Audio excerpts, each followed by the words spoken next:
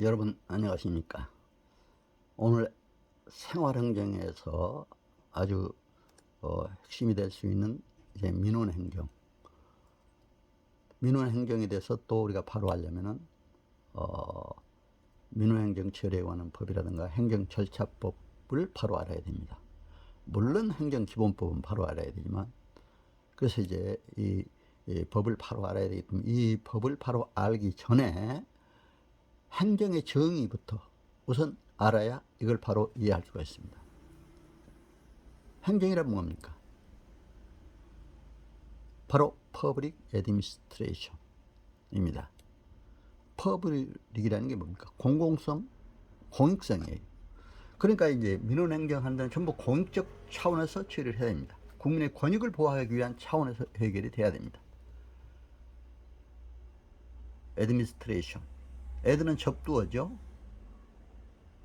여기는 미니스타에서 유래했습니다. 그거 뭡니까? 목자, 장관이라는 의미가 있습니다. 한편에서 섬긴 봉사라는 의미도 있습니다. 바로 우리 민원행정을 접수가 되면 행정당국, 국가나 지방자치단체요, 바로 공행정이라고 그러죠. 행정청에서는 바로 국민 앞에 섬기고 봉사하는 자세로 임해야 되고, 국민도 또 그렇다고 해서 행정기관에 무조건 가서 존경받을라 그렇게도 안 됩니다. 서로 존경하고 사랑하는 자세로, 절대로 포용이나 폭력하면 안 되죠. 이런 자세로 임해야 된다. 그래서 행정에 대해서는 이제 공행정이 있고 사행정이 있죠. 공행정이라는 것은 국가, 지방자치단체 등 공공기관에 적용되는 행령입니다. 그러니까 우리가 어때요? 민원행정도, 바로 생활행정도 공공기관, 국가기관, 지방자치단체, 공공기관에 한한 거기 때문에 제가 행정에 관한 개념을 먼저 또 이렇게 구체적으로 말씀을 드립니다. 사행정은 일반 기업에 적용되는 학문인데 이것은 경영학이라고 그랬습니다. 제가 사무관, 서기관 시절에 서울대 행정대학원에 다닐 때 2층에는 경영대학원, 아래층은 2층에는 행정대학원이 있고 아래층에는 경영대학원이 있었습니다. 배우는 과목이 똑같아요. 행정대학원에서는 조직행정론, 인사행정론, 재무행정론, 경영대학원에서는 조직관리론, 인사관리론, 재무관리론. 경영에는 경영이란 말도 있지만 관리라는 의미도 있거든요. 그렇게 부르더라고요. 배우는 내용은 다 똑같습니다. 다만 적용되는 것이 다르다는 거죠. 우리가 이제 여러분 사기업이나 그쪽 기관에 어떤 민원사이나 뭐가 있을 때는 또 이런 사행정도 알아야 됩니다. 경영. 그때는 거기에는 이제 컨설팅 의미가 많이 적용됩니다. 그래서 우리는 공행정을 중심으로 하기 때문에 국가 또는 지방자치단체 공공기관에 이런 생활행정에 적용되기 때문에 행정에 대해서 이렇게 말씀을 드리고 있는 겁니다. 생활행정에 필요한 행정 범위, 또 국가가, 지방자치단체가 정책은 어떻게 세우고 기획은 어떻게 하고 관리는 어떻게 하고 조직, 인사, 재무 관리는 어떻게 하고, 여러분 우리가 주민자치위원회를 하더라도 거기에 조직 있고 인사 있고 그렇잖아요. 다 돼 있잖아요.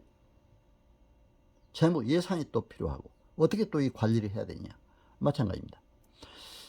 조직이라는 건 중앙행정조직, 또 광역, 기초지방자치단체 조직이 있을 수가 있죠. 오늘 이제 주민자치위원회 하나의 이 조직에, 자치단체 조직에 해당된다, 이렇게 볼 수가 있습니다. 조직은 리더십이 필요합니다. 또 커뮤니케이션 이론이 필요합니다. 자치위원회에서도 우리가 홍보 활동을 위해서 여러 가지 잘하기 위해서는 커뮤니케이션이 필요하다. 또 의사소통을 잘해야 돼요, 사실. 그러니까 우리가 민원행정을 하더라도 행정기관과 의사소통이 잘 돼야 돼요. 서로 정말 좋은 의사소통, 커뮤니케이션. 갈등을 일으켜서는 절대 안 됩니다. 우리나라가 세계 갈등률 1위라고 그러는데요. 그러니까 참 남북도 분단되어 있습니다만 너무 안타까워요. 정말 이건 이념적으로, 정치적으로나 또 경제적으로, 사회적으로 갈등을 최소화해서 서로, 물론 민주국가에서 좋은 의견들은 제시할 수가 있어요. 그렇죠? 그러나 남을 욕하거나, 민원도 마찬가지입니다. 남을 욕하거나 거짓 민원을 제기한다, 이렇게 해서는 절대로 갈등을 조장하는 일이 되기 때문에 그래서는 안 된다, 이렇게 봅니다. 인사 문제에 있어서도 실적주의, 직업공무원제, 채용, 교육훈련, 공무원 이제는 상당히 정치적 중립성을 지켜야 된다. 공무원법에도 명시가 되어 있죠. 재무, 기획, 예산, 집행, 결산 감사, 또 구매 행정, 조달 행정, 통제, 환유 개혁 이런 것들이 있습니다. 이제 환유가 중요해요. 피드백의 원칙이죠. 피드백이라는 게 우리가 지금까지 주민자치위원회 이렇게 하면서 일하다가 잘못된 건 다시 시정할 수가 있어야 됩니다. 그렇죠? 과연 과거가 잘했느냐 잘못됐냐, 여러분 설문조사 해가지고 잘못된 건 시정하는 게 바로 환유, 피드백 조치를 취한 겁니다. 그래서 우리가 이러한 자치위원으로서 하나의 서번트 리더, 셀프 리더, 슈퍼 리더로서의 하나의 그런 자치위원도 이런 리더가 돼야 된다. 서번트 리더, 섬기는 자죠. 셀프 리더, 우리 자신이 스스로 화합 마인드도 있어야 되고, 우리 자신이 스스로 섬기고 봉사하는 자세, 겸손한 자세, 남과 화합하는 자세가 있어야 됩니다. 슈퍼 리더로서의 화합 자세, 이게 필요해서 제가 잠깐 우리 행정에 관해서 말씀을 드렸습니다. 민원 처리에 관한 법상 민원 절차죠. 1조 목적에도 이 법은 민원 처리에 관한 기본적인 사항을 규정해서 민원의 공정하고 적법한 처리와 민원 행정 제도의 합리적 개선을 도모함으로써 국민의 권익을 도모함을 목적으로 한다. 항상 모든 일 행정에 관한 법은 국민의 권익 도모, 그렇죠? 적법한 처리 되어 있습니다. 그래서 민원이라는 것은 이제 그 행정기관에 민원을 요구하는 것을 말하죠. 행정기관이란 국가, 지방자치단체 기관, 국회, 법원, 헌법재판소, 중앙선거관리 행정사무를 담당하는 모든 기관이 해당이 된다. 공공기관은 공공기관의 운영에 관한 법률에 따라서 이제 법인이라든가 단체, 또 지방공기업에 따른 지방공사, 지방공단, 특별법에 따라 설립된 특수법인, 또 초중고등학교 교육법, 고등교육법, 그 밖에 다른 법률에 따라 설치된 각급 학교, 그 밖에 대통령으로 정하는 법인, 단체 또는 기관, 법령자치법규에 따른 행정기관이 있거나 행정기관을 위임 또는 위탁받은 법인, 단체 또는 기관이나 개인, 제2조 제3호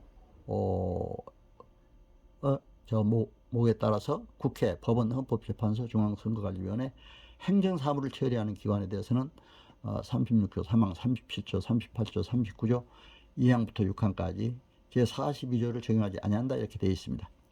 적용 범위는 민원에 관해 다른 법률에 특별한 규정이 있는 경우를 제외하고는 이 법에 따라 정한다, 그렇게 되어 있습니다. 그래서 여러분 참고로 이 법에 대해서 우선 개념을 말씀드렸습니다. 그렇다면 민원 처리에 관한 법률, 민원인의 권리와 의무가 있죠. 4조에. 그래서 민원을 처리하는 담당자는 민원을 신속, 공정, 친절, 적법하게 처리해야 됩니다. 담당관이라는 게 공무원들을 얘기하는 것이죠. 행정기관의 장은 민원인 등의 폭언, 폭행, 목적이 적당하지 아니한 반복 민원 등으로 민원 처리 담당자를 보호하기 위하여 민원 처리 담당자의 신체적, 정신적 피해의 예방 및 치료 등 대통령으로 정하는 필요한 조치를 취할 수가 있다, 이렇게 되어 있습니다. 취해야 된다. 이건 신설이 되어 있습니다. 민원 처리 담당자는 행정기관회장에게 제2항 또는 다른 2항에 따른 조치를 요구할 수 있다. 행정기관회장은 제3항에 따른 민원 처리 담당자의 요구를 이유로 해당 민원 처리 담당자에게 불이익을 줘서는 아니 된다. 이건 바로 신설된 조항입니다. 민원인의 권리와 의무. 민원인은 행정기관의 민원을 신속 신청하고 신속, 공정, 친절, 적법한 응답을 받을 권리가 있습니다. 그러니까 공무원도 신속, 공정, 친절, 적법하게 처리해 줘야 됩니다. 어느 한편에 치우쳐서 처리해도 안 됩니다. 민원인은 민원을 처리하는 담당자의 적법한 민원 처리를 위한 요청에 협조해야 되고, 행정기관에 부당한 요구를 하거나 다른 민원인에 대하여 민원 처리를 지연시키는 등 공무를 방해하는 행위를 해서도 안 됩니다. 그래서 이렇게 민원인에 대해서 우리가 여러분들이 잘 아시고 하면 될 겁니다. 민원 처리 원칙, 정보보호 민원의 날, 제1조 민원 처리 원칙입니다. 행정기관회장은 관계 법령 등에서 정한 처리기간이 남아있다거나 그 민원과 관련 없는 공과금 등을 미납하였다는 이유로 민원 처리를 지연시켜서는 절대로 안 됩니다. 다만 다른 법령에 특별한 규정이 있는 경우에는 그에 따른다고 되어 있습니다. 행정기관회장은 법령, 규정 또는 위임이 있는 경우를 제외하고는 민원 처리의 절차 등을 강화하여서는 절대로 안 됩니다. 또 이제 정보보호. 행정기관회장은 민원 처리와 관련해서 알게 된 민원의 내용과 민원인 및 민원의 내용에 포함되어 있는 특정인의 개인정보 등이 누설되지 아니하도록 필요한 조치를 강구해야 합니다. 수입된 정보가 민원 처리의 목적 외의 용도로 사용되어서도 절대로 아니 됩니다. 그리고 이제 제7조에서 민원의 날, 민원에 대한 이해와 인식, 민원 처리 담당자의 자긍심을 높이기 위하여 매년 11월 24일을 민원의 날로 정한다. 이렇게 규정이 되어 있습니다. 국가와 지방자치단체는 민원의 날 취지에 적합한 기념 행사를 할 수 있다. 이렇게 규정이 되어 있습니다. 민원의 신청 접수 제8조에 민원의 신청은 문서, 전자정보법에 따라서 해야 됩니다. 기타 민원은 구술 또는 전화로 할 수도 있습니다. 그리고 서류로도 할 수가 있습니다. 또 민원인은 민원의 처리에 필요한 증명서류나 구비서류를 전자정보법 제2조 제7호에 따른 전자문서나 같은 조 8호에 따른 전자화 문서를 제출할 수가 있습니다. 다만 행정기관이 전자문서나 전자화 문서로 증명서류나 구비서류를 받을 수 있는 정보 시스템을 구축하지 아니한 경우 등 대통령령으로 정하는 사유가 있는 경우에는 그러하지 아니한다. 이렇게 규정이 되어 있습니다. 제1항에 따라 전자문서 또는 전자화 문서로 제출된 증명서류나 구비서류의 진본성 확인 등을 위하여 필요한 사항은 국회규칙, 대법원규칙, 헌법재판소 규칙, 또 중앙선거관리위원회 규칙 등 대통령령으로 정한다. 이렇게 규정이 되어 있습니다. 제9조 민원의 접수인데요. 행정기관의 장은 민원의 신청을 받았을 때 다른 법령에 특별한 규정이 있는 경우를 제외하고는 그 접수를 보류하거나 거부할 수 없습니다. 신청을 하면 반드시 접수해야 됩니다.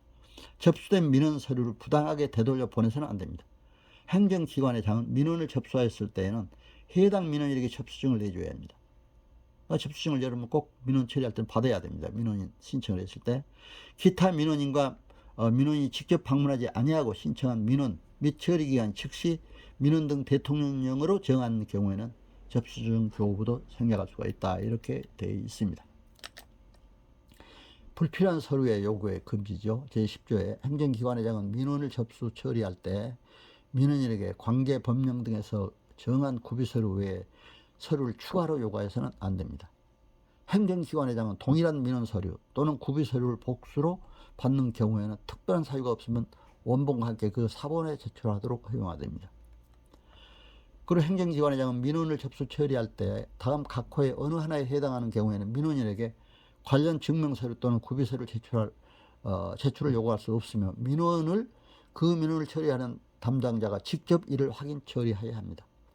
행정기관의 장은 민원의 신청 및 접수 처리의 과정에서 민원 취약계층, 장애인이라든가 임산부, 노약자 등 지능정보화 기본법에 따른 이런 사람들이죠. 정보 격차로 인하여 민원의 신청 등의 제약을 받는 사람들을 말하는데 이 사람들에 대한 편의를 제공하기 위해서 노력해야 된다.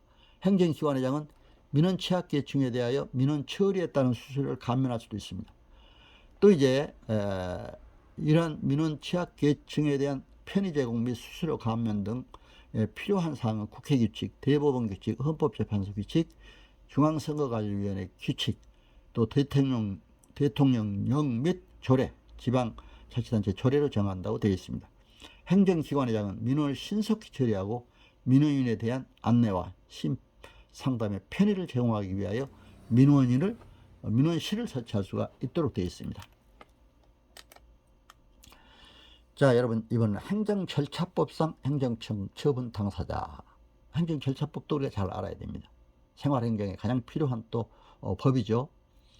제1조 이 법은 행정절차에 관한 공통적인 사항을 규정하여 국민의 행정참여를 도모함으로써 행정의 공정성, 투명성 및 신뢰성을 확보하고 국민의 권익을 보호함을 목적으로 한다. 이것도 국민의 권익보호입니다. 그래서 여기는 의견 청취, 청문, 공청회, 의견 제시 등 기회부여를 해야 되고 행정절차상 하자가 없어야 됩니다. 이 법에서 사용하는 용어의 뜻은 다음과 같다. 행정청이란 다음 각목의 자를 말한다. 행정의 의사를 결정하여 표시하는 국가 또는 지방자치단체의 기관이죠. 그 밖에 법령 또는 자치법규에 따라 행정 권한을 가지고 있거나 위임 또는 위탁받은 공공단체 기관이나 사인도 해당이 됩니다.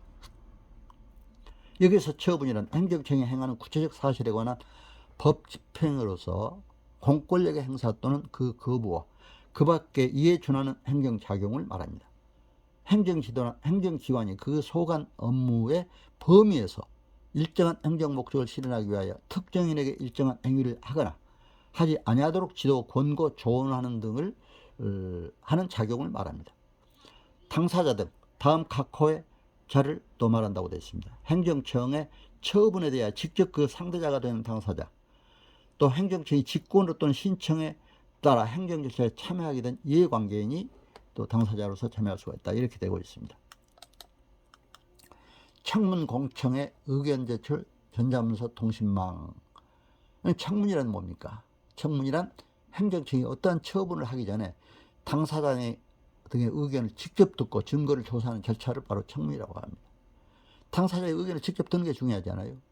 청문 절차를 받아야 됩니다.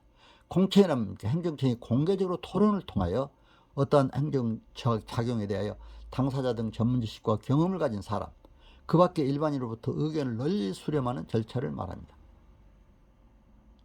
또 의견 제출한 행정청이 어떠한 행정작용을 하기 전에 당사자 등의 의견을 제시하는 절차로서 청문이나 공청회에 해당하지 아니하는 절차를 말합니다. 전자문서랑 컴퓨터 등 정보 처리 능력을 가진 장치에 의하여 전자적인 형태로 작성되는 송신, 수신 또는 저장된 정보를 말합니다.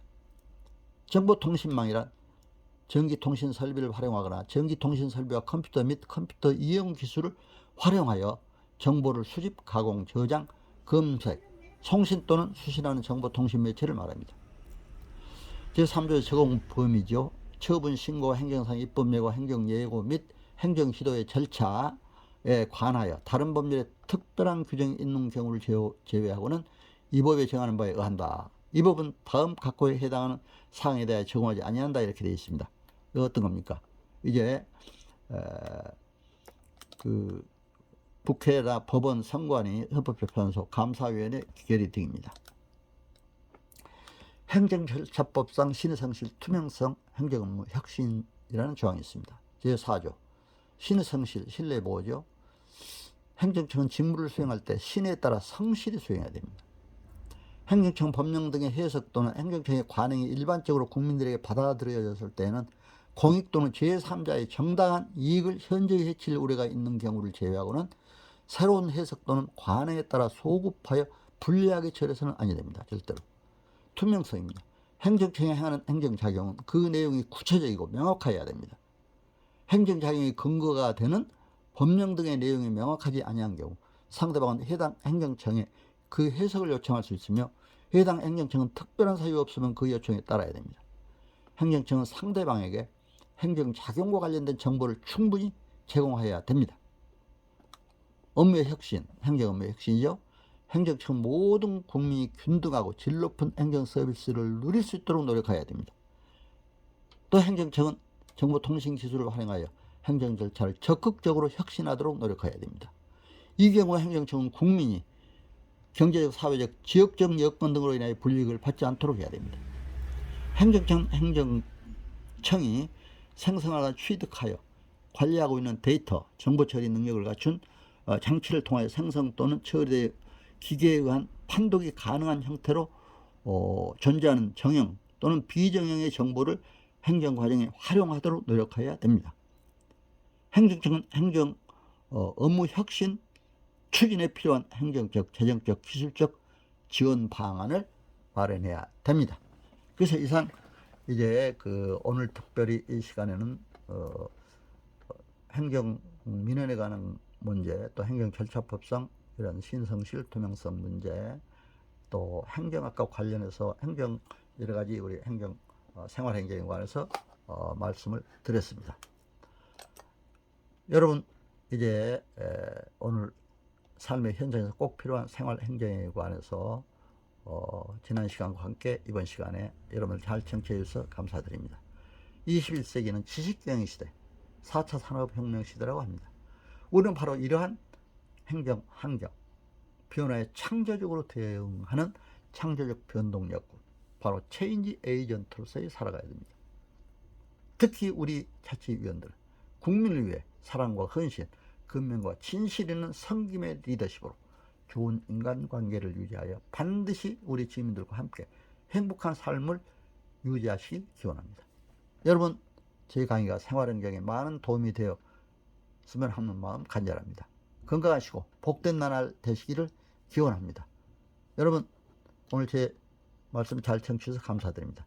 참고로 제가 참고 문헌을 여기에 제가 저술한 행정에 관한 이제 서적, 제가 또 행정법령제도 2에 강의한 PPT, 저의 박완신 TV 유튜브 영상, 기타 행정에 관한 많은 글들이 제 유튜브에 올라 있습니다. 참고하셔서 바로 생활 행정에 많은 도움을 받으셨으면 하는 마음 간절합니다. 여러분 건강하시고 행복하시길 기원합니다. 안녕히 계세요.